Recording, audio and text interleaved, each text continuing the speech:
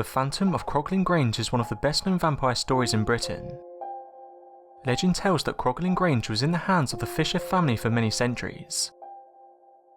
In the early 19th century, the Fishers moved from the property into larger dwellings, and put the property up to let.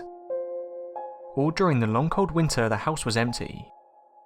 As the winter passed into spring, the Grange was finally let to two brothers and a sister called the Cranswells.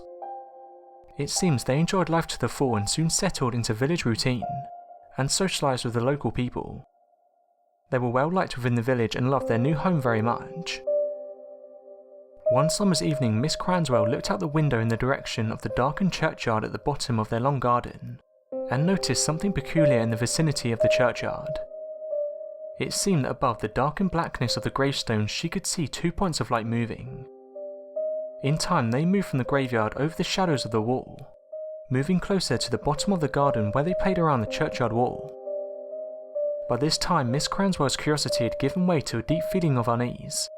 She shut the window, tight-bolted the door and lay down in her bed to try and get some sleep. On the verge of sleep she was suddenly jolted awake by the low rustling from outside the window. She twisted in bed and sat upright. Outside the window were 2 points of light which she recognised as the vampire's eyes. He stepped to the bed and in one movement grabbed her hair with his hands. He then pulled her head back as if to deliver a kiss. The brothers, sleeping in separate rooms, were aroused by the loud-pitched scream that seemed to shake the very walls of the Grange. In a moment they were before their sister's door. The door was locked, so they smashed through it, breaking into the devastating scene. There was a stench of mouldy decay in the air, and upon the bed lay their sister, blood pumping from gashes in her neck.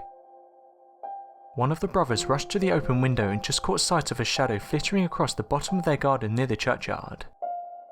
They managed to stop the blood flow and revive Miss Cranswell. The next few hours were spent in an attempt to save her life. Miss Cranswell survived the attack, and when she was strong enough to travel, they took her to Switzerland to recuperate in the fresh mountain air. When the full story was in the open, the brothers swore revenge on the creature. So it came to be that the Cranswells returned to Croglin one dark winter's day. Miss Cranswell took her place in the room overlooking the churchyard, and as the moon rose, a pair of bright lights shone in the windows of the churchyard.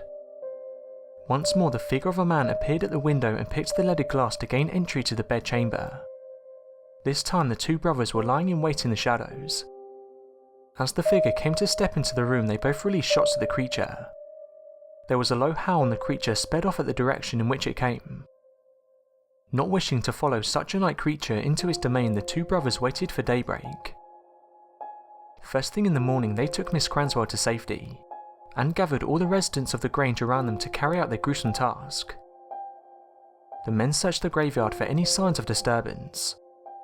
On finding none, they turned their attention to the church.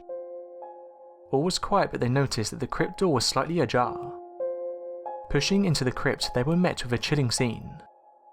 All around the crypt were the scattered remains of broken coffins and human bones. One coffin stood alone in the corner and seemed to have been untouched by the chaos. The villagers wrenched off the coffin lid. Inside, wrapped in mouldy clothes, was what they assumed to be a vampire. Its eyes were cold and lifeless in the daylight, but a fresh pistol wound was gaping from one of the creature's legs. The villagers dragged the coffin and its demonic contents out into the churchyard and burned the lot to ashes. Nobody seemed to know where this strange creature came from, or why it remained dormant in the centuries of peace when the Fishers lived in the property. One can only surmise that during the period of dereliction, an age-old horror was reawakened, and would not return to rest after the house was reoccupied.